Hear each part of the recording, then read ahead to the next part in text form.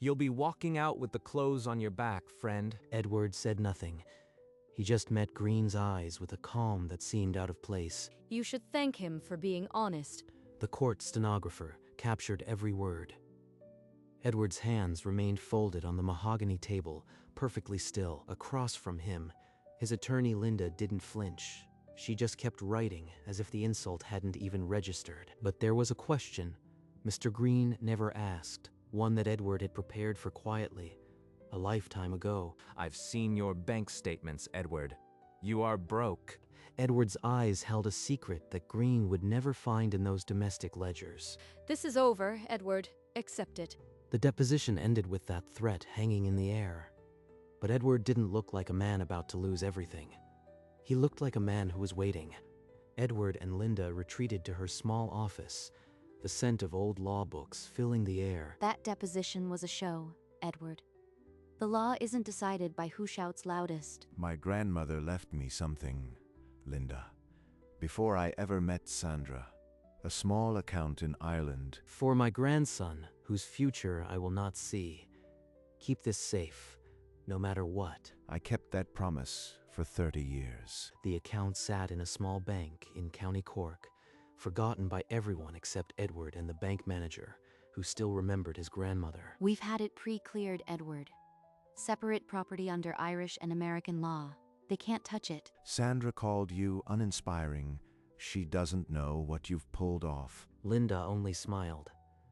Their underestimation was already working in their favor. That night, Edward sat alone in his study, the letter on his desk. A secret that had waited for decades was about to have its moment. But the secret had its roots in 1987. On a foggy morning in County Cork, Ireland, a younger Edward stepped off a bus and walked into a small stone bank, his grandmother's legacy in his pocket. Inside, the bank smelled of polish and old paper. He approached the teller, a leather satchel in hand. The teller prepared the forms. Edward signed, depositing exactly $11,000. It was all the money his grandmother had saved, kept in a biscuit tin, until she passed. The manager shook his hand, remembering the elderly woman who used to bring scones to the branch. He handed Edward a small passbook, its pages blank but heavy with promise. Outside, Edward stood in the damp air and made a silent vow never to touch the money unless absolutely necessary. The account sat untouched for years, growing quietly in a way no one could have predicted. Back in his study, Edward opened his eyes. The memory had passed, but the weight of that promise remained. For 7 years, the passbook sat in a drawer, the ink inside slowly fading. In 1994, the credit union folded the savings into an investment basket tied to Ireland's tech sector. Edward never added Sandra to the paperwork. The account remained in his sole name. The Celtic tiger roared. Irish tech stocks soared, and the basket's value multiplied year after year. Compound interest worked silently. $11,000 began to swell far beyond anyone's expectation. Annual statements arrived at Edward's home. He filed them without ever checking the bottom number. Before the divorce, the balance had grown into a staggering figure, €2,800,000. The money sat in Cork, untouched. Edward had never withdrawn a single cent. Linda traced every deposit and dividend, pre-clearing it as separate property under both Irish and American law. The secret had waited for decades, and the right question was still never asked. A week after the deposition, Mr. Green summoned Sandra to his high-rise office. The discovery phase was about to become vicious. We'll demand every financial record, every asset, domestic, joint, even old accounts. He's holding something back. Edward has nothing.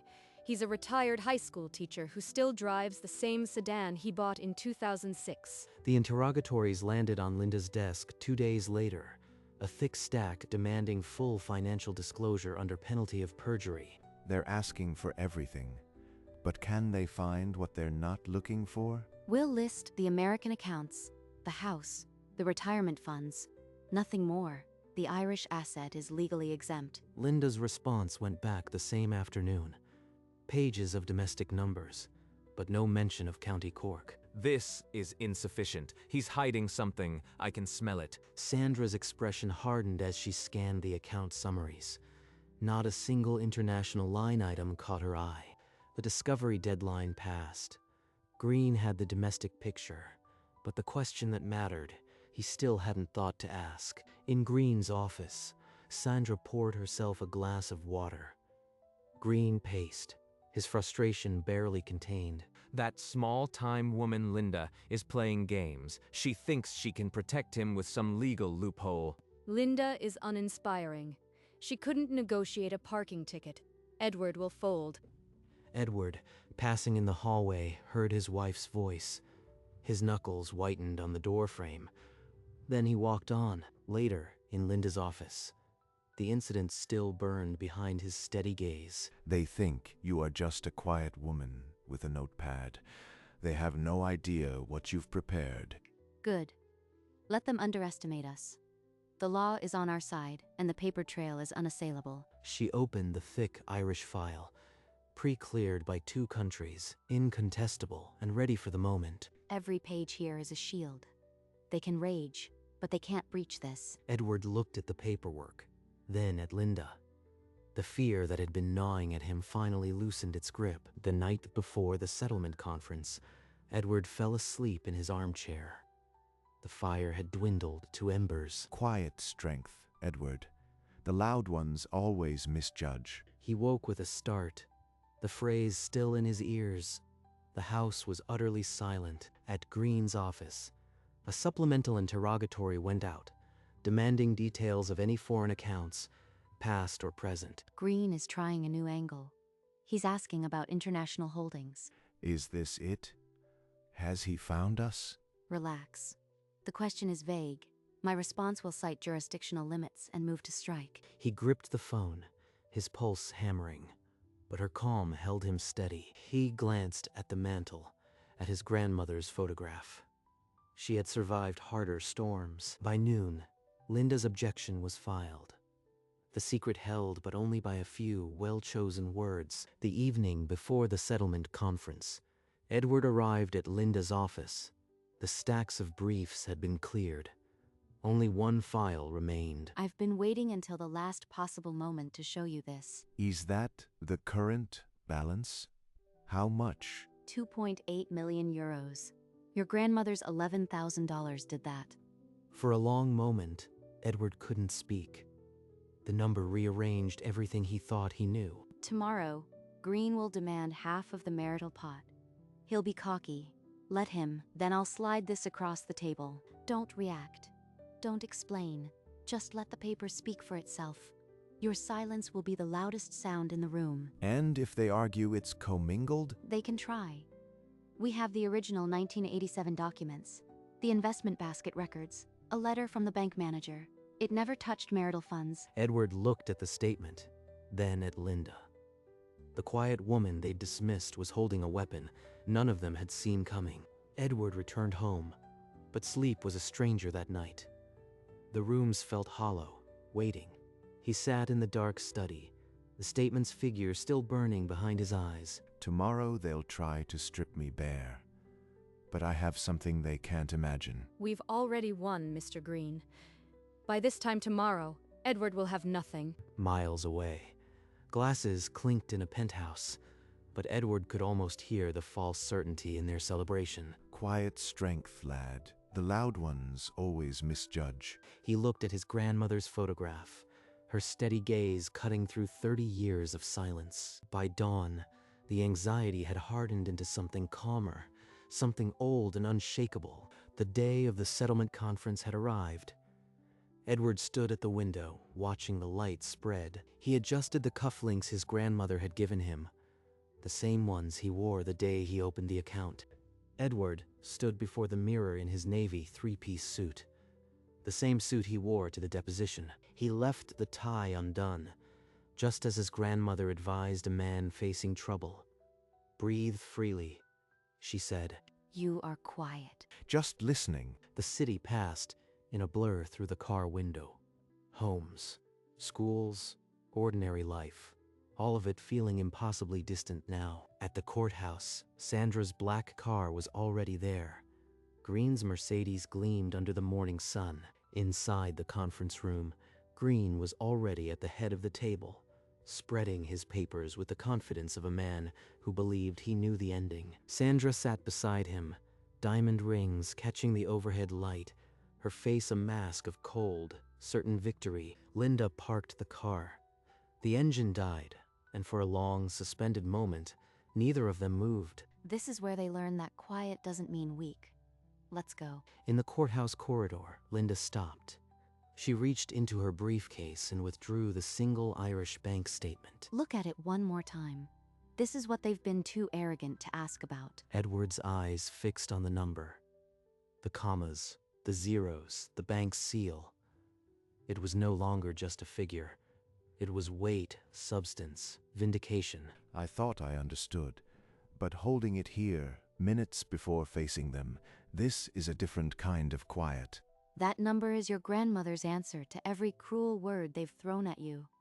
Now let's walk in there and let it do the talking. She slid the paper back into a slim folder, then nodded toward the heavy conference room door. 30 years, $11,000.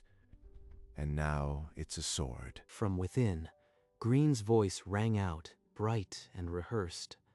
Let's begin. My client has been more than patient. One last thing. You don't owe them a reaction. Your grandmother taught you that. Edward straightened his jacket. The quiet had become his armor.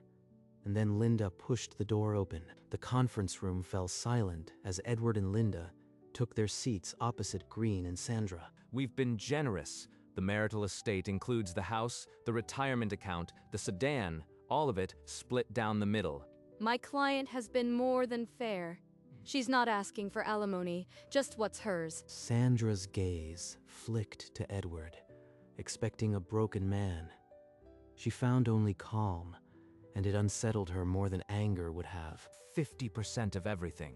Mr. Brooks, you signed today, and you can walk out of here still able to afford a cup of coffee. Linda didn't react. She let the silence stretch, letting Green's words fill the space like smoke before a backdraft. I've reviewed your disclosure. There's nothing else. So, I'll ask plainly, do you have any other assets to declare before we finalize? He has nothing. I've done his laundry for 3 decades. I know every dime. That was the moment the trap needed. The question hung there, careless and completely blind. Edward didn't speak. He folded his hands on the table, just as he had at the deposition, and waited for the quiet to do its work. You asked if there are other assets. There is one. It predates the marriage and resides outside this jurisdiction. Her hand moved without hurry, as if she were pushing a dinner plate. The paper stopped in front of Green. What is this supposed to? His sentence snapped. His fingers found the paper and pulled it closer. The balance jumped from the page like an accusation. Green's hand began to tremble, just slightly at first. Then so visibly the paper rustled. 2,800,000 euros. Irish Bank. Sole owner, Edward Brooks. This is not in the disclosure. This account doesn't exist. The room froze. Sandra's head turned slowly, as if the air had thickened to water. That's impossible. I've been in his files. There's nothing Irish anywhere. Edward kept his hands still. The expression on his face wasn't triumph. It was the quiet patience of a man who had already won before the battle began. Where did this come from? You can't just produce a foreign account out of thin air. It predates the marriage by several months. Opened in 1987, solely in Edward's name, funded by an inheritance from his grandmother. From her briefcase, Linda drew 3 more documents: the original application, the 1994 credit union agreement, and a letter from the bank manager in Cork. Under Irish law, inherited assets are excluded from marital division unless intentionally merged. This account was never touched by marital funds. I demand authentication. A piece of paper isn't proof. I have a pre-clearance ruling from the Irish courts, filed months ago. You were provided the case file. You never inquired further. You told me we had everything. You said there was nothing else, that he was broke. Green's jaw clenched. He tried to muster a legal counter, but the words came out thin and hollow. We'll need to recess. Verify this independently. Edward still hadn't spoken. He simply watched the collapse, his silence now the most commanding sound in the room. Fight it, Green. There has to be a way. He can't just hide millions overseas. Green's hand hovered over the papers. He tried to suggest the account might have been commingled during the marriage, but Linda was already sliding additional documents across the polished wood. Original deposit receipt, 1987. Credit union agreement, 1994. Bank manager letter confirming no added funds. Each page sealed the argument further. Green's throat moved, but nothing came. You said you could break him, that there was nothing else. I paid you for this. Green turned to Sandra, but his eyes wouldn't hold hers. The silence from his side of the table was an answer in itself. It was never ours. It was always mine. The words hung in the still air. Not loud, not triumphant, just final. Across the table, Sandra's composure shattered. Not into tears, but into the hollow recognition that she had lost before the battle ever began. The mediator examined the documents and gave a short nod. Under both Irish and American law, the separate property was incontestable. The marital estate totals just over $800,000. Mrs. Brooks will receive exactly half. The Irish account is excluded under both jurisdictions. That's nothing.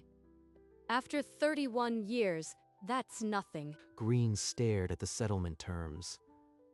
His gold cufflinks seemed to weigh a ton. Edward picked up the pen. He signed without hesitation. The scratch of the nib was the only sound in the room. Linda closed her briefcase with a definitive click. The meeting was over. Edward rose, adjusted his jacket, and walked out of the conference room without a backward glance. On the courthouse steps, the afternoon sun broke through the clouds. Linda walked beside him, silent but satisfied. That evening, in his study, Edward placed the signed decree into a cardboard file box labeled one word, divorce. He closed the lid and pushed it onto a high shelf.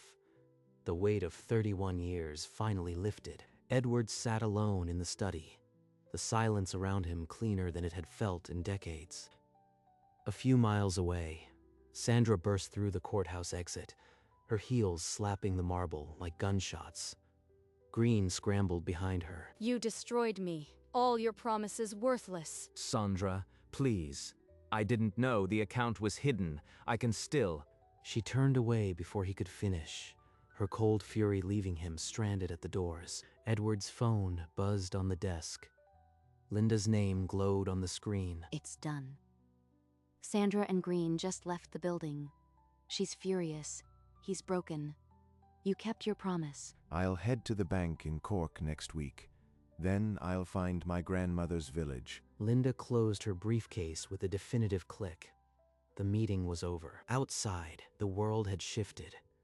Edward was still the same man, but what he carried inside him had finally found its voice. In the parking lot, Linda had paused at her car door, watching the fallout 20 feet away. Sandra, wait, please. I should have asked about foreign assets. I never thought. You were supposed to destroy him, and you let him walk out with millions. Green's apology crumbled in the hot silence. She didn't want his regret. She wanted a victory that was never hers to begin with. Edward was already inside their car, Linda closing her door. Neither of them looked back. In the rearview mirror, Green stood motionless, his silhouette small and broken against the concrete courthouse. I saw Green try to apologize. She cut him off before he could finish. Some apologies are too late to matter. They drove through the streets in a silence that held no anger. It held relief and the quiet satisfaction of a long-delayed justice. Back in the parking lot, Sandra's car door slammed. The echo rolled across the empty asphalt. Edward stepped into his living room. The old house seemed to exhale, the silence no longer empty, but restful. He crossed to the mantel and placed his grandmother's photograph there. Upright and centered, for the first time in years. I'll see your green hills soon. Just wait a little longer. The following morning, he dialed the bank in Cork. The manager's voice came through, warm and unchanged. The account was exactly where he'd left it. Every euro untouched, waiting. 6 months later, a key turned in a weathered wooden door. Edward stood in front of his new cottage, a whitewashed refuge in the Cork countryside. He had used only a sliver of the inheritance, leaving the bulk to keep growing for another generation. Inside, the cottage smelled of old stone and promise.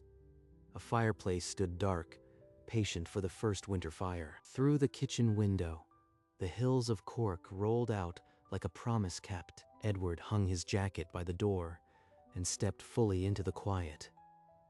He had come home. Edward stood on his front porch, the final box sealed with tape.